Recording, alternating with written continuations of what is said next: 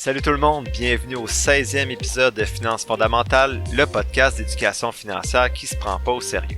Aujourd'hui, je fais la synthèse du livre Online Investing for Dummies, écrit par Matt Krantz et publié en 2019.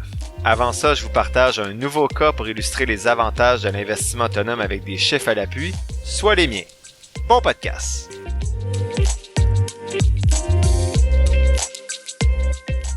Salut tout le monde, je suis très content de vous retrouver cette semaine pour l'épisode. Aujourd'hui, on voit une étude de cas pour voir la pertinence d'investir son argent et de diminuer les frais de gestion le plus possible avec des chiffres qui sont les miens. La première firme de placement avec qui j'ai fait affaire, c'était Mackenzie Placement, mais j'avais seulement des vraiment petits montants dans mon CELI puis je savais pas pantoute dans quoi j'étais investi. Je pense que j'étais genre à 60% d'actions, 40% d'obligations.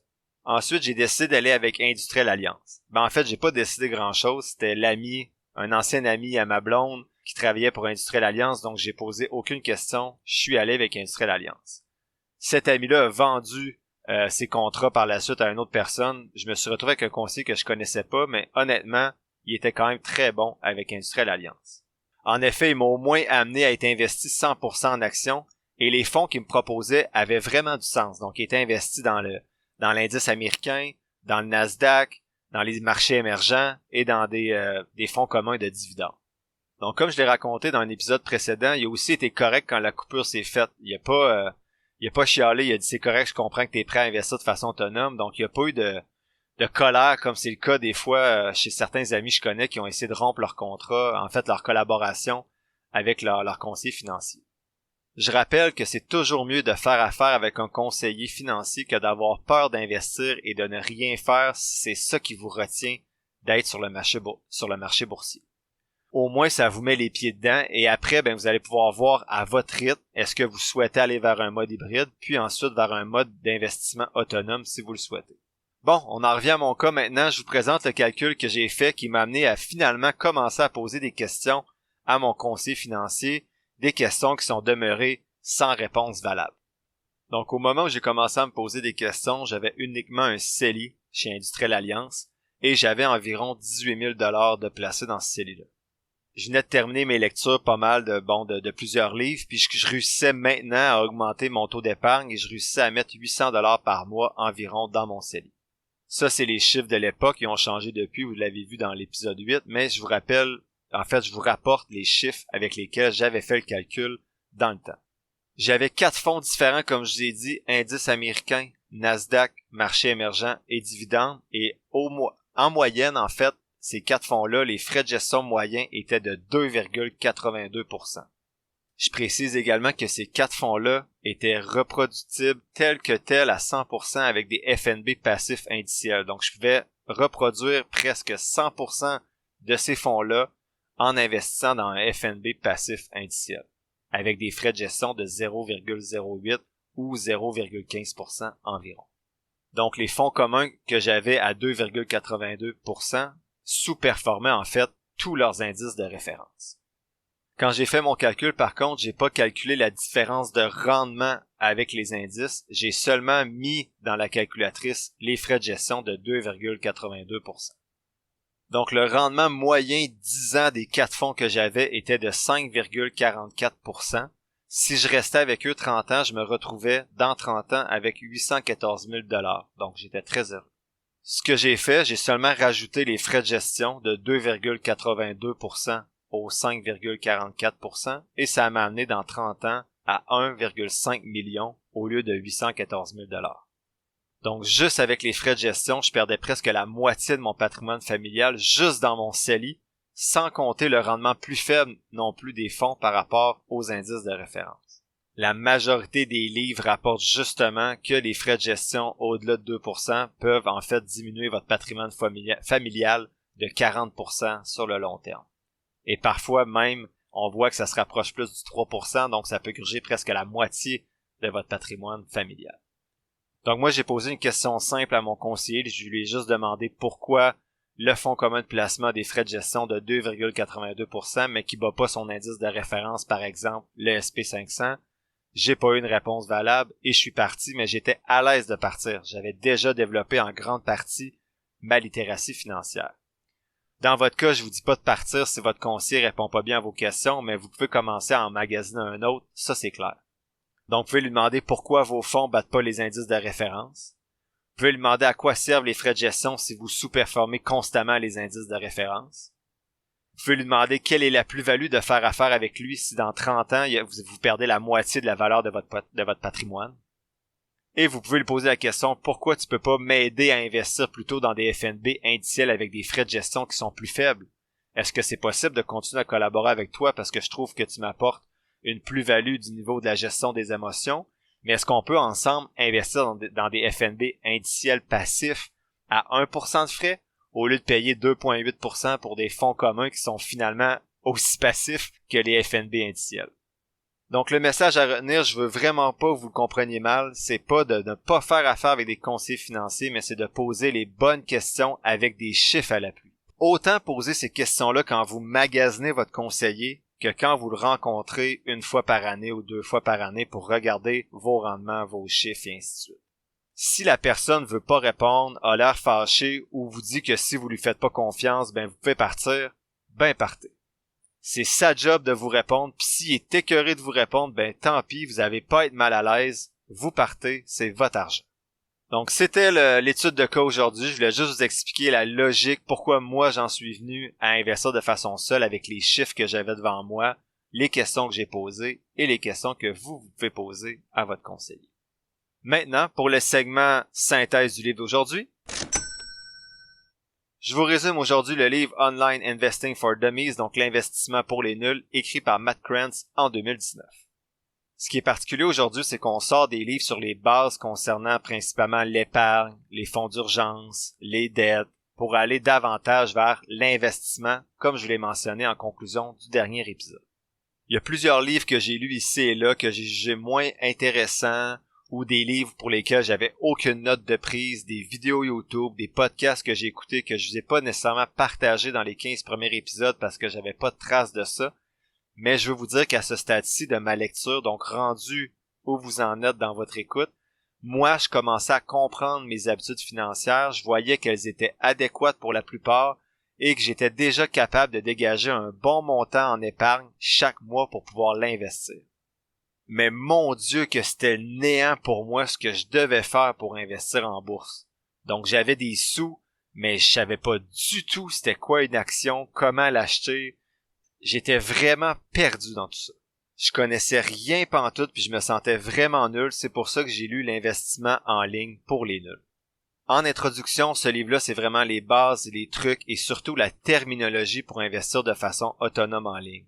Et je vous le redis, avant de lire ce livre-là et ceux qui vont suivre, ceux qui se sentent perdus en ce moment, je leur parle puis ils savent pas où commencer. J'étais vraiment dans vos souliers quand j'ai commencé il y a 4 ans. Je savais pas du tout où commencer, donc j'espère vraiment que les prochains épisodes vont pouvoir vous guider et vous aider à savoir un peu plus quelles sont les premières actions à poser pour commencer du moins à mieux comprendre comment qu'on peut faire ça, acheter des actions. Le premier élément que je retiens du livre que je vais vous partager, ce sont les étapes pour investir seul en ligne. Donc, l'auteur dit, si vous êtes impatient et voulez commencer rapidement à investir seul en ligne, voici les étapes à respecter. La première, c'est épargner votre argent. Ça prend pas une fortune pour commencer. Avec 50$, même moins, vous pouvez faire vos premiers investissements en bourse. Il faut seulement que vous trouviez un compte de courtage sans dépôt minimum. L'auteur parle d'épargner. En effet, comme on l'a vu dans les épisodes précédents, l'épargne vient avant l'investissement, comme on l'a vu. Il faut pas non plus oublier le fonds d'urgence et les dettes, mais quand vous êtes rendu là, vous êtes prêt à investir. Deuxième étape proposée par l'auteur, c'est d'apprendre le jargon. Il dit d'apprendre le vocabulaire de base en utilisant notamment le glossaire de son livre. Vous allez voir un petit peu plus loin, je vais parler des principaux termes. Et surtout le vocabulaire plus avancé si vous souhaitez commencer à faire des sélections de titres individuels. Il y a un site comme Investopedia qui peut vous aider à bien comprendre les différents termes utilisés. Donc, si vous tombez sur un terme quand vous analysez des compagnies, exemple Return of Equity, On Equity, ou Capital Expenditure, donc tous les termes finalement que j'ai dit à l'épisode 2 qui est un petit peu mêlant, si vous allez juste taper ça sur Investopedia, puis vous allez avoir la définition, qu'est-ce que ça signifie, pourquoi c'est utile d'analyser ces données-là. Mais ça, c'est vraiment dans la sélection d'actions individuelles. Si vous y allez avec des FNB passifs indiciels, vous avez peut-être un petit peu moins besoin de connaître ce jargon-là, même si c'est toujours intéressant de le savoir. On a déjà abordé quelques termes ensemble, donc les différents comptes, CELI, REER, REE, c'est quoi l'investissement passif, c'est quoi l'investissement actif, c'est quoi des actions, les obligations, des dividendes. On va en voir certains autres également avec le glossaire au 4e point du podcast d'aujourd'hui. L'auteur suggère de pratiquer avec de la fausse argent en premier, donc il y a le Stock Market Game sur Investopedia. Vous pouvez pratiquer avant d'investir avec de la vraie argent. Donc ça peut être intéressant d'aller sur Investopedia, puis il y en a peut-être d'autres, là, mais c'est celui-là que l'auteur propose, qui s'appelle Stock Market Game. Donc ce petit jeu-là sur Investopedia peut être intéressant si à un certain stade vous souhaitez avoir une portion de votre portefeuille active, mais je vous suggère toujours de commencer avec un FNB passif indiciel. Moi, j'avais pas utilisé ce jeu-là avant de commencer à investir de façon active avec les titres. Donc vous savez qu'au début, j'étais 100% dans la sélection individuelle. Maintenant, j'ai transféré une partie de mon portefeuille de façon passive, comme je vous suggère beaucoup de le faire. Mais cette année, je me suis inscrit sur le Stock Market Game, surtout pour m'amuser, puis éviter de m'amuser avec ma vraie argent.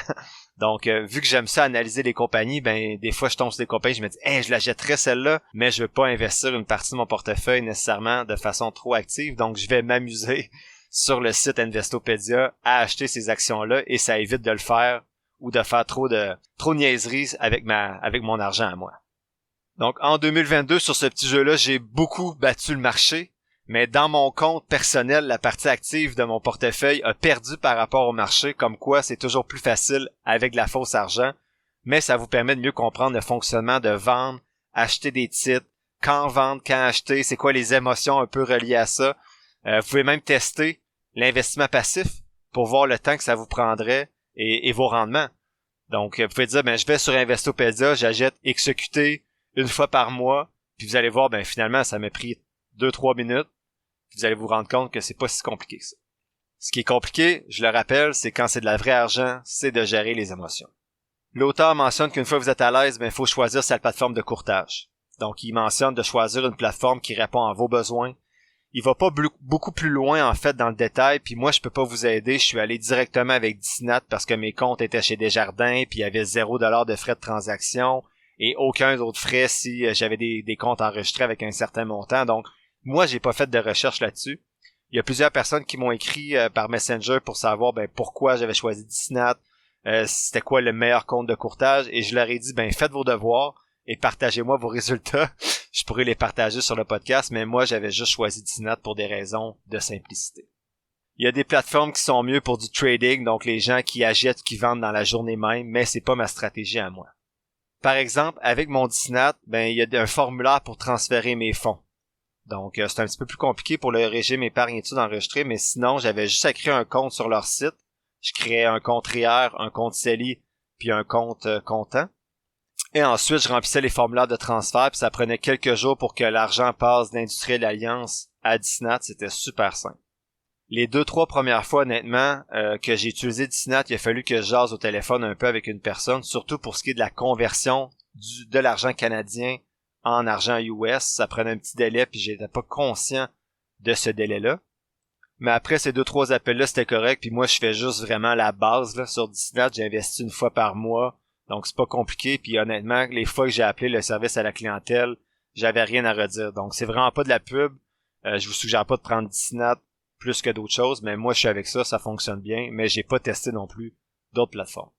Donc, une fois que les comptes sont ouverts sur Disnat ou une autre plateforme de courtage, il suffit de transférer l'argent de votre compte. Moi, ça part de mon compte Desjardins à chaque fin de mois et ça s'en va sur mon Disnat en même temps que je paye mes autres comptes dans mon accédé.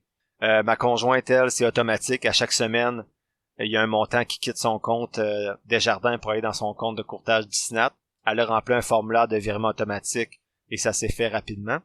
Donc, une fois que j'ai créé mes comptes, que l'argent a été transféré, puis qu'à chaque mois, il y a de l'argent qui rentre dans mon compte de courtage Disnat, je me connecte ensuite à la plateforme quand la bourse est ouverte. Donc, c'est important de savoir que la bourse est ouverte dans des heures fixes, donc de 9h30 à 16h du lundi au vendredi. Donc, vous devez investir l'argent de votre compte de courtage dans ces heures-là. Donc, une fois que je me connecte un jour de la semaine dans les heures visées, je choisis le compte dans lequel je veux acheter, exemple, dans mon CELI canadien. Je choisis la compagnie ou le FNB que je veux acheter. S'il est déjà là, c'est simple, je fais juste cliquer dessus, sinon il faut rechercher le symbole. Je choisis la case achat, la quantité que je veux acheter selon l'argent disponible. J'achète au prix du marché. Je clique sur achat, ça me prend 1 minute et c'est réglé sur Disney. Sur cette plateforme-là, sûrement comme sur les autres, vous avez accès à des outils d'analyse que moi j'utilise pas personnellement, mais il y a aussi vos relevés mensuels, vos relevés fiscaux, vos relevés de rendement, et etc. Comme si vous faisiez affaire avec Industrielle Alliance ou une autre entreprise d'investissement. L'auteur mentionne ensuite d'épargner encore plus d'argent. Donc, plus vous avez d'actifs, plus votre argent travaille pour vous. Le fait de prendre conscience de ses finances, moi, personnellement, m'a amené à être plus conscient aussi de mes dépenses et de me donner des défis d'épargne. Il faut pas oublier qu'une fois que votre argent va commencer à travailler pour vous, vous allez avoir plus d'argent, ça va être plus facile ensuite de minimiser les dettes que vous avez pour être capable de mettre plus d'argent de côté. Et enfin, l'auteur termine avec étudier. Il dit que si vous voulez avoir du succès, il faut continuer de vous former, vous informer, surtout si vous faites de l'investissement actif. À l'épisode 1, je disais que c'est important d'avoir des rappels à intervalles réguliers, que c'est toujours pertinent pour garder un focus sur sa stratégie, même si votre stratégie c'est l'investissement passif indiciel, avec toutes les nouvelles catastrophiques des fois, ou les hypes du moment, les compagnies, les actions qui sont sur une hausse fulgurante, des fois c'est tentant. Donc moi, de lire, ça me rappelle toujours de garder le focus sur ma stratégie d'investissement. Et j'espère que pour ceux qui ont de l'expérience, qui écoutent mon podcast, ça vous aide aussi à vous rappeler des fois pourquoi vous avez choisi telle stratégie et pourquoi c'est important de s'y tenir. Le deuxième point du livre que je voulais partager avec vous, c'est 3 conseils sur l'investissement en ligne. L'auteur dit que la façon la plus rapide d'avoir de l'information sur une compagnie est d'écrire son symbole sur Google. Moi, je vous suggère Yahoo Finance, mais en fait, je vous suggère. J'ai pas encore une fois comparé plusieurs sites, mais moi, c'est celui que j'utilise. Pour ce que je fais, c'est parfait. J'ai les informations sur le titre, je peux me créer des listes. Donc, j'ai une liste, par exemple, achat potentiel, que j'appelle liste de surveillance. J'ai une liste d'actions intéressantes, mais pas encore assez bonnes pour que je puisse les considérer comme un achat. J'ai une liste d'actions sous-évaluées, mais pas nécessairement intéressantes du point de vue fondamental. Puis j'ai une liste d'actions à analyser que je mets sur cette liste-là, que je sais qu'il va falloir que dans le prochain mois, les prochaines semaines, je porte un regard plus particulier sur ces actions-là. Sinon, Google peut servir aussi à avoir de l'information sur les FNB. Donc, si ce qui vous intéresse, c'est un FNB, exemple, qui suit l'indice canadien, vous tapez sur Google meilleur FNB passif pour suivre le TSX 60. Puis là, vous comparez les 3-4 principaux, puis vous regardez lequel dans lequel vous voulez investir. L'auteur dit, son deuxième conseil, c'est que vous n'êtes pas obligé de payer des frais. En fait, de moins en moins de plateformes ont des frais de transaction. Ils font plutôt leur argent avec l'écart entre le prix payé et le prix vendu. Des fois, c'est quelques cents, quelques sous de différence. Mais eux, sur la quantité de transactions faites ou les frais de conversion, ils vont faire un petit profit par rapport à cet aspect-là. Donc, ils font plus d'argent sur vos transactions en soi. Donc, ça coûte plus 6,95 faire une transaction ou acheter une action. Mais vous allez payer à chaque transaction ou à chaque achat un petit pourcentage de différence. Exemple, l'action vaut 1,50$. Disney vous la fait à 1,51$. Vous payez un sou, donc pour vous, c'est pas grand-chose, mais Disney fait ses profits, en fait, fait ses revenus de cette façon-là. J'ai parlé rapidement des frais de conversion, mais je vous suggère, si vous débutez, d'acheter des FNB passifs indiciels canadiens, donc comme XEQT, VEQT, et ainsi de suite. C'est plus simple que de faire la conversion sur votre compte de courtage. Troisième conseil, c'est que c'est important de comprendre l'investissement en ligne, même si vous faites affaire avec un conseiller. Donc, même si vous avez un conseiller financier, c'est de comprendre ce que lui fait. L'auteur dit qu'il y a plusieurs conseillers qui chargent 1%, et il dit que c'est beaucoup pour gérer votre argent. Moi, je dis que des fois, c'est presque 3%, donc soyez prudents. L'auteur dit que le rôle des conseillers est important, mais que le prix payé est ridicule. Donc, moi, ce que je vous suggère, selon ce que j'ai lu, c'est de payer un conseiller à l'heure lorsque vous n'avez besoin. Ça va être cher de l'heure, mais au moins, vous n'allez pas payer des frais de gestion faramineux. Donc, vous allez peut-être le payer 150-200$ pour 1 heure ou 2 heures pour avoir un plan, mais ensuite, vous allez pouvoir investir de façon autonome pendant 30 ans. Troisième élément que je voulais vous partager, ce sont les 10 indicateurs d'une bonne action en bourse. J'y vais en rafale, c'est vraiment juste l'auteur qui dit voici c'est quoi une bonne action en bourse. Je me positionne pas nécessairement, j'en ai déjà parlé dans l'épisode 2, c'était quoi ma stratégie à moi, et on va en parler dans les prochains épisodes, mais je vais vous présenter le point de vue de différents auteurs sur c'est quoi une bonne action en bourse. Donc là, c'est celui de cet auteur-là, mais vous allez voir dans les prochains épisodes, on va voir c'est quoi une bonne action en bourse pour différents auteurs selon différentes stratégies. Donc, cet auteur-là dit que premièrement, une bonne action en bourse, c'est une compagnie que ses profits sont en croissance. Deuxièmement, que ses ventes sont en croissance. Troisièmement, qu'il n'y a pas de dette. Quatrièmement, que les actions sont à prix d'aubaine. Cinquièmement, que le dividende est en croissance. Sixièmement, que c'est un marché avec un potentiel en croissance. Septièmement, qu'il y a une barrière à l'entrée, donc en anglais on dit un moat, donc un avantage compétitif par rapport aux autres compagnies dans le même secteur. Huitièmement, qu'il y a un profil politique bas. J'essaie de traduire, là, c'est low political profile. Donc, une compagnie qui n'est pas nécessairement impliquée dans tout ce qui est politique. Le neuvième, c'est d'avoir des options possibles. Je vais pas plus loin dans ça, c'est pas une stratégie que j'utilise. Et dixièmement, une compagnie qui profite d'un mégatrend, donc d'un courant, exemple, le vieillissement de la population. Donc, une compagnie qui serait dans le marché de la population vieillissante, mais pourrait être un achat intéressant, mais souvent, ces compagnies-là, le prix reflète leur potentiel, donc c'est pas nécessairement toujours un bon achat. Je vais pas plus loin pour l'instant pour ces 10 indicateurs-là, on va en parler davantage dans les prochains épisodes, c'était pas nécessairement le cœur de ce livre-là. Enfin, le quatrième élément, je sais pas si j'avais dit 5, mais il y en a 4 aujourd'hui, mais sont quand même assez volumineux, c'est de s'approprier le vocabulaire. Le premier concept, c'est stratégie d'investissement active. C'est quoi une stratégie d'investissement active? C'est tenter par différentes stratégies de battre le marché en sélectionnant des titres qui vont mieux faire que les autres. Oubliez pas, il y a seulement 15 à 20% des professionnels qui réussissent à battre le marché avec cette stratégie. Sinon, une stratégie d'investissement passif, c'est d'investir dans des fonds communs ou des fonds négociés en bourse qui suivent différents indices. On n'essaie donc pas de battre le marché, on veut seulement la moyenne qui gagne souvent à long terme.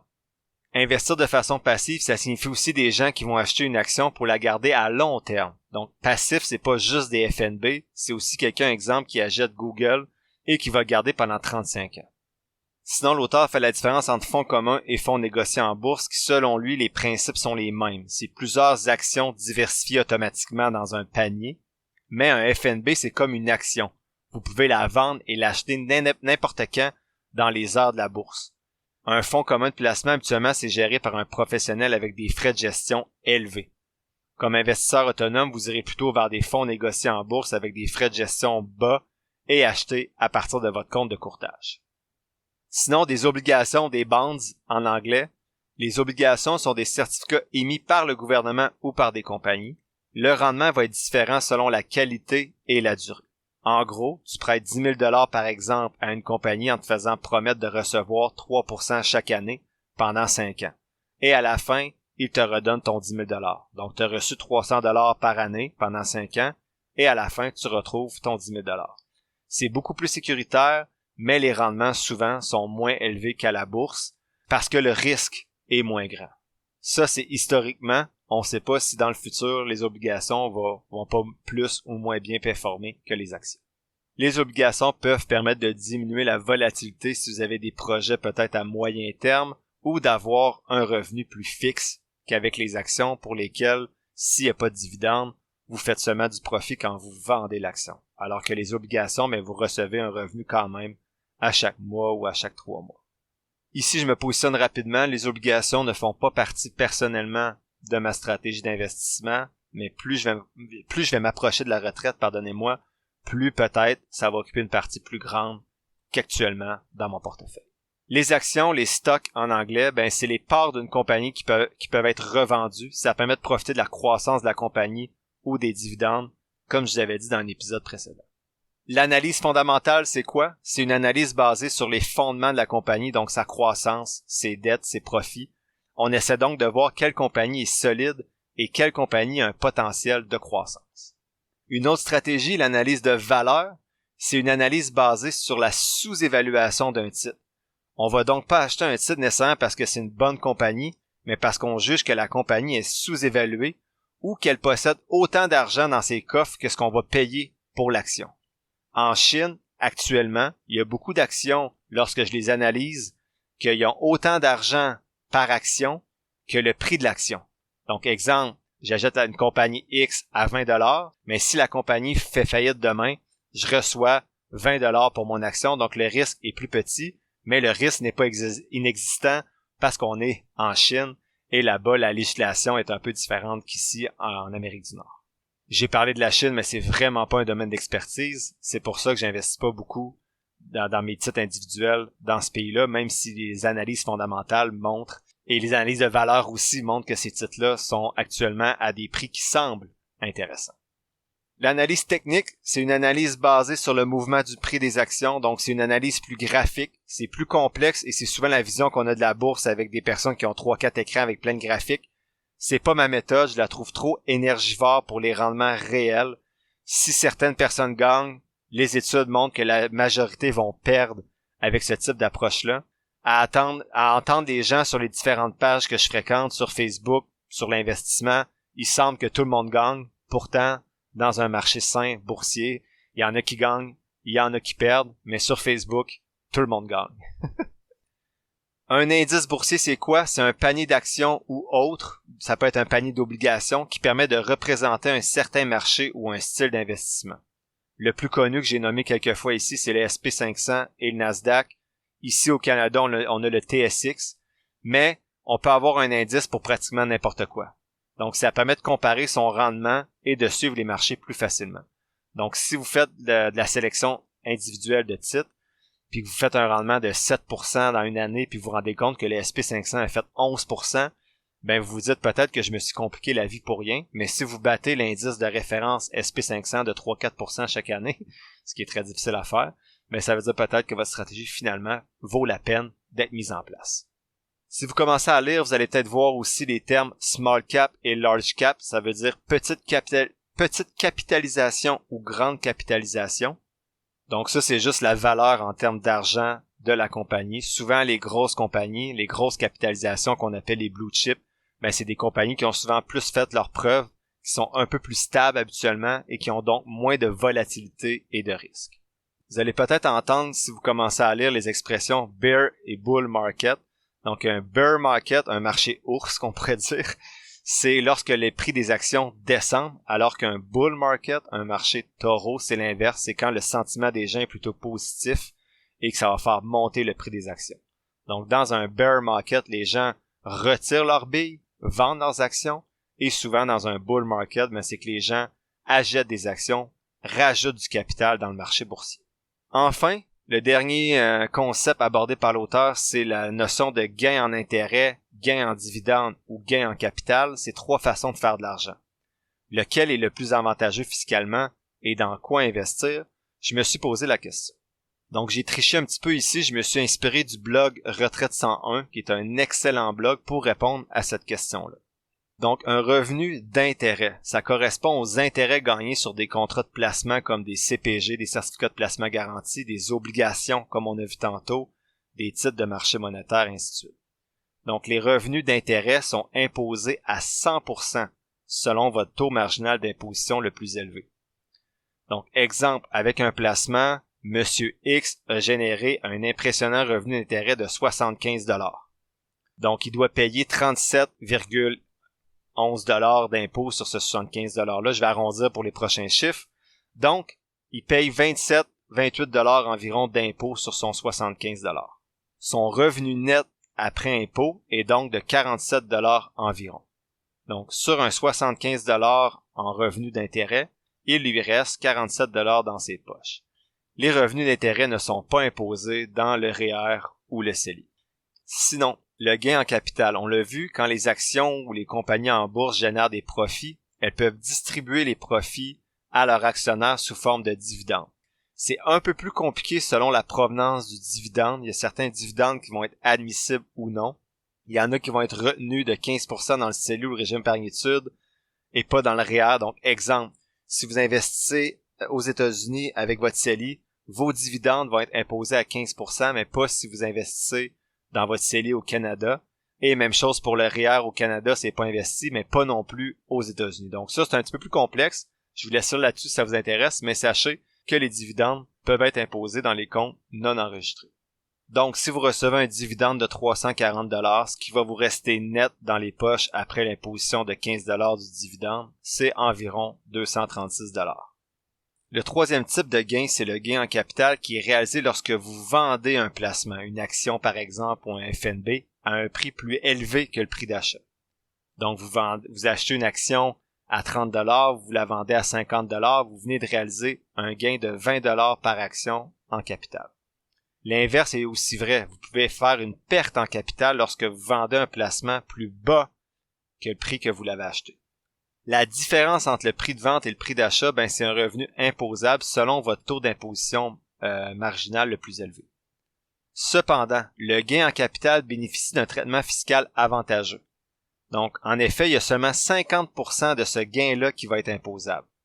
C'est pas imposé dans le CELI et le REER, mais bien sûr, le REER, quand vous allez décaisser vos montants, vous allez être 100% imposable comme d'habitude. Donc, puisqu'il y a juste la moitié de son montant qui est imposable, puis là, je vous évite les chiffres, mais il lui reste dans ses poches 814 $ sur son 1000 $. Donc, il y a certaines nuances à apporter, ça dépend de d'autres situations, mais de façon générale, l'idéal, le meilleur gain, c'est le gain en capital parce qu'il y a juste la moitié du montant qui est imposé.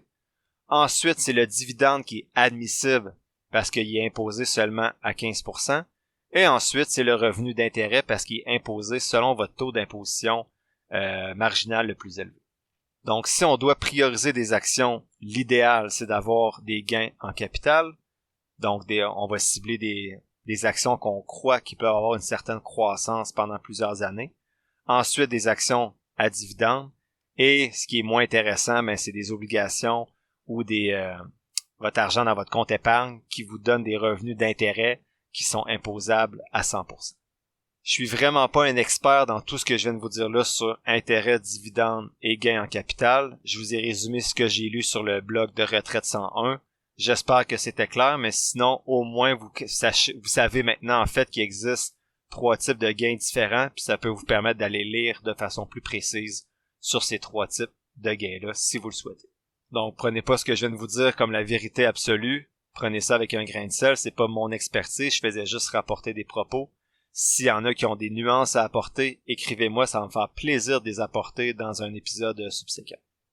Donc, en conclusion, le livre est intéressant pour quelqu'un qui est rendu à investir, avec des sommes à investir et qui n'a plus vraiment de dette.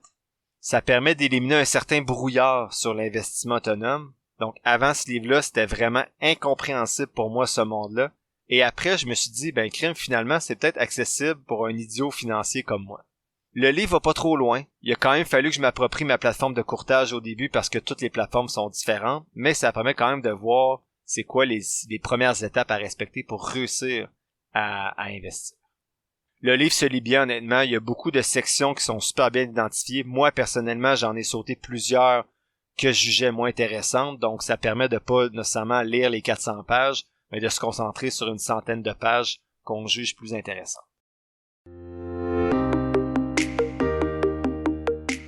L'épisode tire à sa fin. Je vous remercie d'avoir écouté ce 16e épisode de Finances fondamentales. En résumé, ce que je retiens du livre, c'est qu'une fois qu'on a de l'argent à investir, il faut s'approprier les bases du jargon financier, s'éduquer, puis faire le choix de sa plateforme de courtage. On peut se pratiquer avant avec de la fausse argent ou commencer avec des plus petits montants dans son compte personnel.